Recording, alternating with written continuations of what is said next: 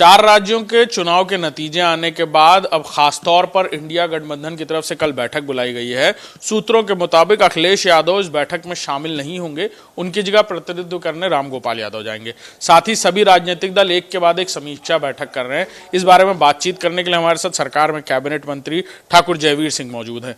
मंत्री जी, जैसे नतीजे आए उसके बाद पूरी खलबली मच गई है विपक्ष में और अलग अलग तरीके से समीक्षा बैठकों के दौर शुरू हैं, चाहे वो बसपा कर रही हो, आज कांग्रेस ने उत्तर प्रदेश में बैठक बुलाई है, कल इंडिया गठबंधन की अहम बैठक है और विपक्षी पार्टियां अब जो अंदर से रार शुरू हो गई थी अब कहीं ना कहीं वो खत्म होती नजर आ रही है। देखिए, हम लोग पहले भी कहते रहे हैं और पुनः जनता ने वही सिद्ध करके दिखाया है कि ये चाहे इकट्ठा गठबंधन बना के लड़ें या अलग अलग लड़ें, इससे कोई भारतीय जनता पार्टी की सेहत पर फर्क पड़ने वाला नहीं है। हम मोर देन 60% वोटों के साथ जमीन पर उतरने वाले हैं, लोकसभा के चुनाव में उतरने वाले हैं और निश्चित रूप से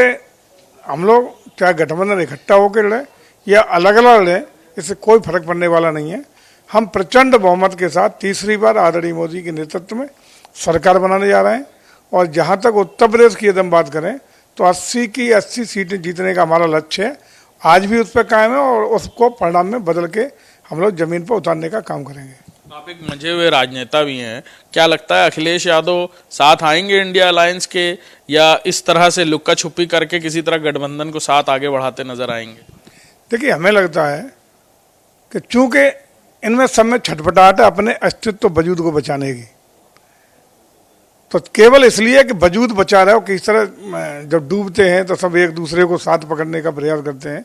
वही इनका हाल होगा। निश्चित रूप से ये लड़ेंगे तो मुझे लगता है अंतोगत्वा रोते हुए, गाते हुए, गरियाते हुए, एक दूसरे को झगड़ते हुए, लेकिन मुझे लगता है कि इकट्ठे लड़ेंगे। लेकिन उत्तर प्रदेश तो देश की जनता ने निर्णय ले लिया है, वो चाहती है देश की भलाई, वो चाहती है विकसित भारत बने, वो चाहती है कि दुनिया की सबसे बड़ी तीसरी अर्थव्यवस्था बने, वो चाहती है जन कल्याणकारी योजनाएं पारदर्शिता, ईमानदारी और गुणवत्ता के साथ आम गरीब को जरूरतमंद तक पहुँचे, वो चाहती है कि इंफ्रास्ट्रक्चर डेवलपमेंट हो, रक्षा का क्षेत्र हो, टेक्नोलॉजी का क्षेत्र हो, तेजी से उभरती हुई अर्थव्यवस्था हो, इस पर भारत लीड करे, विश्व में ग्लोबल रूप से लीडर बने। इसी आशा विश्वास के साथ तीसरी बार मोदी जी को बागडोर देश की देने का मन बना चुकी है। अब जो मुद्दे गठबंधन कल तक वो के आपने देखा होगा, पीडीए, जाति गणना, ये जो पुरानी ट्रेडिशनल बातें 70-80 के दशक की हो गई है, जनता बहुत आगे बढ़ चुकी है। जैसा कि आपने देखा होगा, आदरणीय मोदी ने भी कहा कि महिला, गरीब, किसान, नौजवान, इसके भलाई के लिए लड़ाई, इसके कल्याण की लड़ाई, इसके विकास की लड़ाई, देश की भलाई की और विकास की लड़ाई लड़ने का काम भारतीय जनता पार्टी कर रही है। और एजेंडे में लोक कल्याण, जन कल्याण, महिलाओं को आपने देखा, महिलाओं का सबसे बड़ा फैक्टर इस चुनाव में महिलाओं ने हमें समर्थन दिया है, आदिवासियों ने समर्थन दिया है। छत्तीसगढ़ में पिछली बार आपने देखा होगा कि आदिवासी क्षेत्रों में एक तरफा कांग्रेस के प्रत्याशियों को विजय हुई थी, इस बार सुपड़ा साफ हुआ, सारा आदिवासी वोट भारतीय जनता पार्टी के प्रत्याशियों को मिला, ठीक जबरदस्त उल्टा परिणाम आया। इसी तरीके से हर वर्ग धर्म और खास रूप से बोलो जो गरीब हैं, छिटके हुए हैं, जिनको लंबे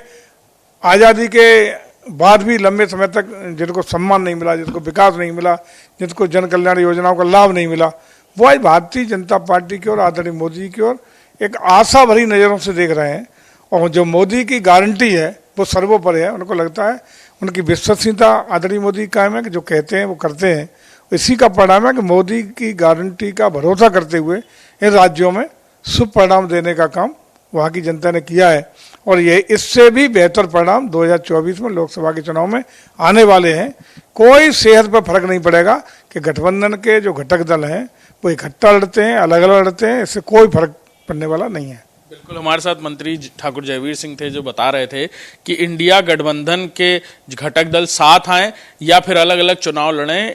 सीधे तौर पर भारतीय जनता पार्टी को लेकर मन बना लिया है जनता ने और आने वाले चुनाव में ये नतीजे बिल्कुल लोग देखेंगे। कैमरामैन दीपू के साथ अभिषेक सिंह, इंडिया न्यूज़, लखनऊ।